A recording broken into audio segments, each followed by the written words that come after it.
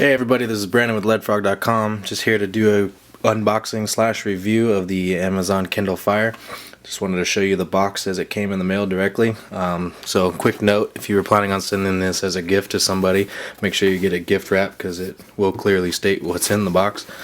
That's pretty much how it came. So we'll go ahead and open this.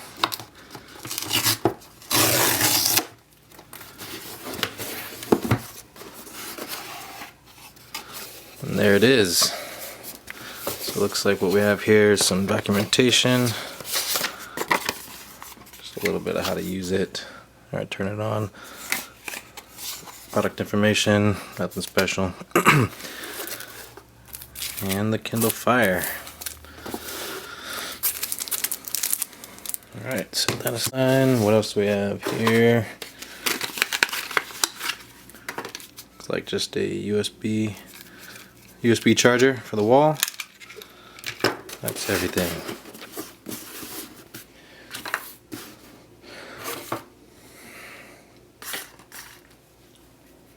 Okay, and while I'm at it, I also ordered the Marware Kindle Fire casing. So this basically just came in a little envelope. I already had opened it, but let's see about that. Pretty basic. Looks kind of like the iPad case from InCase. Feels really nice. Smooth, light. Let's check out the Kindle Fire.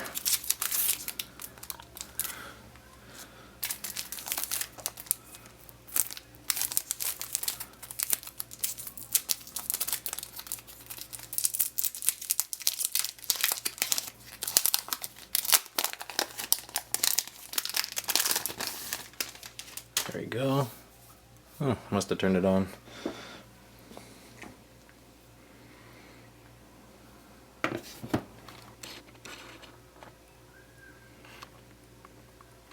Alright, looks like we got our home screen here. Resetting that. Time is wrong, of course.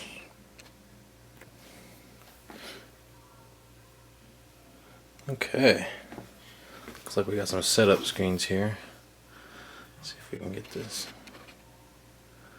Okay, cool. It's asking me to connect to Wi-Fi. And the first thing it's asking me for is the Wi-Fi password for my network. So I'm going to go ahead and type that in.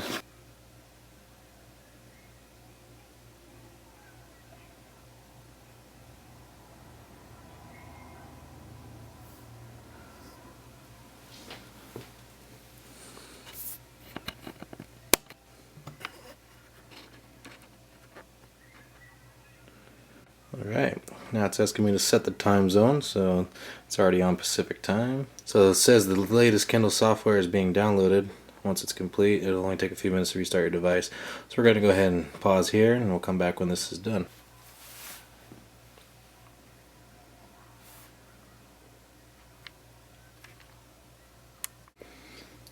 Okay, we're about 90% done, and while I was waiting, I actually just got an email from the Kindle subscriptions telling me about my trial subscription to Maxim magazine. I basically signed up for that magazine because I wanted to see how the magazines look on the Kindle Fire in full color. Alright, so now the Kindle is restarting.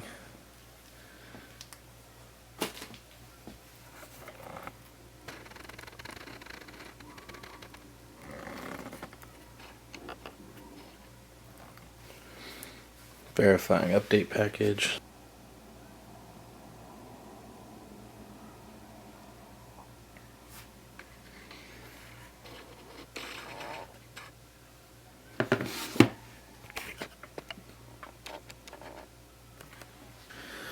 So while we're waiting, we will look at the connections and everything here. On the bottom you have the micro USB port and the headphone jack. That appears to be the power button. On the top we have two speakers. The back, it's got a rubbery feel to it with Kindle indented in there. It's an Amazon logo. And nothing on the sides. Alright, the Kindle has started. It has already set itself to the right time. We're going to go ahead and open it. And here we go. So it looks like we got a welcome page. Talks about the navigation bar at the top, which is where we'll be able to get everything we need, the newsstand, the books, music, videos, documents, apps, web. Let's scroll over here. Looks like we're in a tutorial right now. I don't need to go through all these. Just close that. When I bought this from Amazon, they said that it works directly out of the box. Didn't have to install any software, didn't have to do any syncing or anything like that. So that is exactly true. I downloaded some free books, including a dictionary here. So it looks like the other two that were added were the welcome guide and the user's guide for the Kindle Fire. Oh, this looks like a document. Let's open that up and see what that looks like. It's a little note from the CEO of Amazon. Everything looks smooth. Runs really fast. We got a couple of default apps here: IMDb, Facebook, Pulse, and Amazon, of course. Let's go ahead and try the internet here. I'll go to the web. Let's just go to Amazon.com. The internet itself isn't that bad on the browser. We can do multi-touch zoom. Let's go to adobe.com here and check out the flash capabilities. Go. This is the one major complaint of all iPad and iPhone users is the lack of flash. Let's go ahead and rotate this. If we can watch this video, get an idea of the sound quality as well as the flash player. We actually have a bigger impact digitally today than we do on TV. We're happy with the decision to use flash, and we're sticking with it because it gets us where we need to be. Obviously, Adobe Air has made a massive change in our environment because now we're taking our flash content and putting it up on the website, but now filtering it through Air and putting it on Android devices. Looks like it works good. Alright, let's go back to the home. So I'm going to go ahead and check out the Maxim magazine. I know everybody's been waiting to see that. Oh, we got to download the first issue. We'll come back when that's done.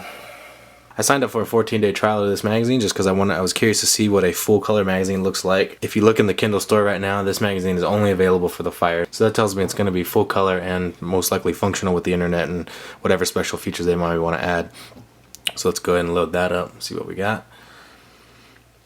Okay, so naturally we start on the cover. We can scroll in and looks like you have all the same basic ads that you would find on any Maxim magazine. And now we have a table of contents. Doesn't look like those are functional where you can click on them. You can just tap through it. You can make it full screen, zoom in, zoom out. And then down here we have a scroller so we can go to any page in the magazine. It is the full magazine from cover to cover with all ads and images and everything page by page. That was a quick look at what magazines look like on the Kindle Fire. Alright, so let's review the operating system a little bit. First of all, it's very fluid. It moves very smoothly, very quick, almost to a fault. I've noticed a few times when I've tried to open a book or something, it actually wants to scroll to the next item, so that might just take some getting used to, but it is very, very touchy. Even to try to land on one item, you have to go very slowly, but as you can see, super fast. What I wanted to go over here really quick is the setting. When you look at the side, the tops, bottom, there's no volume rocker like there is on the iPad. There's no side switch that can allow the locking of the screen, which it's kind of a drag if you're used to that on the iPad. And I'm a former iPad owner, so these are the things that I was looking for. To get to the settings of that stuff, you go up to the little gear icon at the top here. Let's see if we can show you that. Yeah, right there. And this brings up the different settings that you can change. So right now it's on volume, so you can take this and you can adjust the volume, of course. You can do the same with the brightness, so that's the lowest brightness. There you go with that. Wi-Fi obviously allows you to connect to different networks, and then there's where you can lock the screen rotation, so it won't accidentally rotate on you. When you drop down the settings here at the top, you have your standard volume, brightness, Wi-Fi, your sync option, and then you have more. More allows you to look at your help and feedback, change your account settings for Amazon, adjust the sound settings, the display, security, applications, date and time, wireless network, Kindle keyboard. Alright, so all in all, I like the Kindle Fire from what I've seen so far. Most people are calling this an iPad killer. I certainly don't believe it's an iPad killer, but it's definitely a competitor. The person that would actually want to buy something like this is someone who's looking for an e-reader that has extra features like the web applications, the color screen, all the apps you can get through the Android store, and the internet functionality of sorts. So if you were looking to buy a Kindle and you wanted something more than just your regular e-reader, the Fire is definitely the way to go. However, if you're looking at an iPad because you need the 3G service, or because everything else you have is Apple and you like the syncing of iOS devices and all that, the Kindle is going to be an issue for that particular use. So all in all, I do like this device.